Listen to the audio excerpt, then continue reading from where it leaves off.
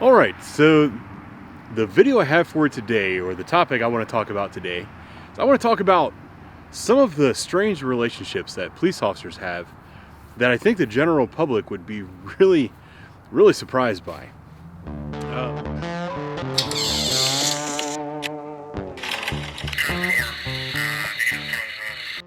Surprised by.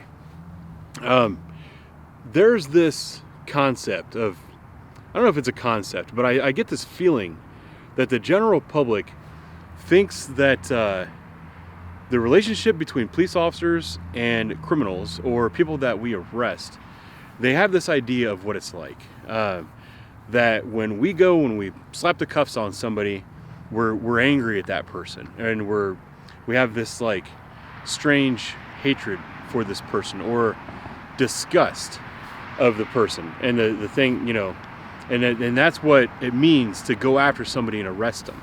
That could not be further from the truth. And the fact of the matter is, we're usually really nice to the people that we arrest. For one, it makes the arrest go a lot more smoothly, and two, it's a lot. When you arrest somebody, you're going to be with them for the next 2 to 3 hours, if you have fresh charges, if it's not just a warrant or something like that. Oop. Hang on, let me mute my phone. Yeah, so if it's not just warrants, then you're going to be with them for the next 2-3 hours. You're going to have to charge them, you have to go down to the clerk's office, get case numbers, all that other stuff. You want them to be as cooperative as possible. It's very difficult to live in that like hateful, angry place that people think we live in as police officers. I can tell you that I would have had a stroke years ago if I tried to do the job that way. And it's funny because that's the way I feel a lot of these like police reformer types are. And one of the reasons for that is because I see it in their faces. Like when we go to these events and they're yelling at us and, calling us race traitors, pigs, ACAB, F12, all that stuff. There's just so much hate and anger in their eyes. And we're usually just kind of standing there like, usually we're halfway laughing because we know how to deal with adversity in a healthy way. And it's those people that don't. And it's kind of ironic that they're the ones trying to tell me how to deal with adversity in my job. But anyway, and I've also seen it in the videos that I post. I'm getting back to the topic, that we're relatively nice to the people that we arrest. I see it when I post body camera videos. The people get so mad that the officers are nice to the person that they're trying to arrest. And I'm somewhat baffled by this, because when you arrest somebody, or when I arrest somebody, especially if I really want to get a conviction out of it, let's say it's something really bad. Like I don't know, several years back, I arrested a guy who was molesting his 16-year-old daughter. We weren't there for a rape incident. We were there for another incident. He was refusing to talk. I gave him some timeout time, and then I opened the door. I went to the other side of the car, opened the door, put my foot in the door, and kind of was leaning in and had him like look all the way across the car at me. Said, "Hey, I'm Officer Ben. I'm just trying to talk to you. What's going on? Seems like there was some kind of conflict tonight, going through the things, trying to get him to warm up to me." And then he started talking, and I don't want to give away the details because that could be a potential violation of law. But I got him to basically admit that he was molesting his daughter, and that's what started this problem. And then I was like, hold that thought for a second, shut the door, went up and talked to the daughter. Daughter broke down in tears, confirmed what I had just gotten from this guy. Unfortunately, I also talked to the mother, and the mother was also aware, and none of them were going to tell us when we arrived on scene. The only reason I was able to get that information is because I was being nice to this guy.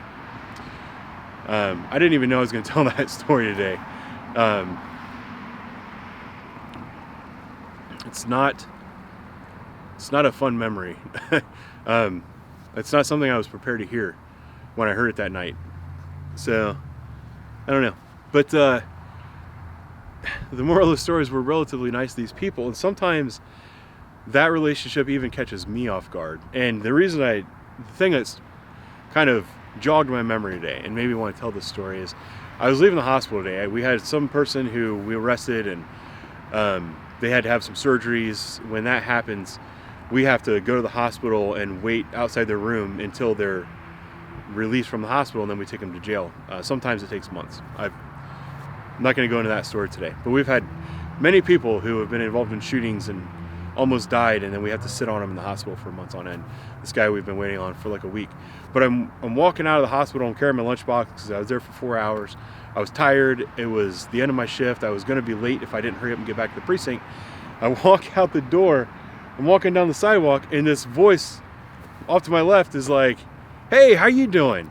And we get a lot of people talking to us as police officers when we're out in public.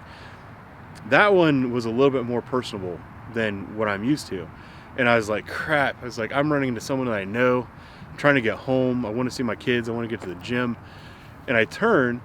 It was this guy that I actually had guard duty on a couple of days prior at the hospital. He also needed surgery, but when I was guarding him, he was under arrest for domestic violence, and he had hurt himself during the assault, and that's why he was in the hospital. So I sat with him for like 4 hours. I didn't really talk to him. I was talking to my partner, but every once in a while he would chime in. We had to escort him into surgery. We were there when he got out of surgery. We took his rings off his hand.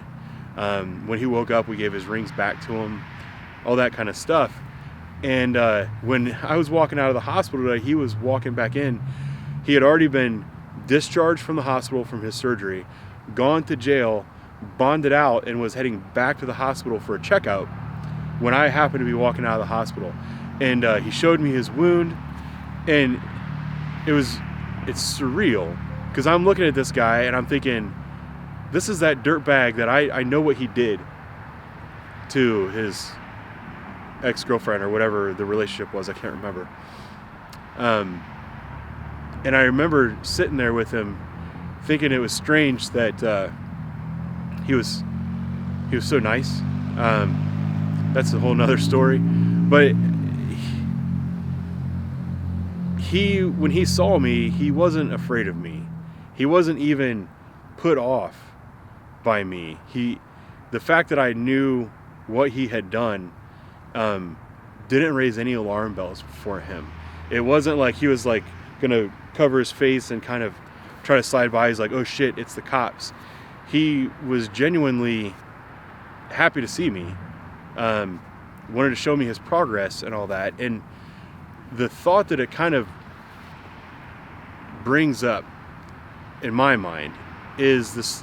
I've said this before, probably not on video on this channel, but a lot of the people that live in these neighborhoods don't have any positive influences in their lives. They've never had a positive influence in their life.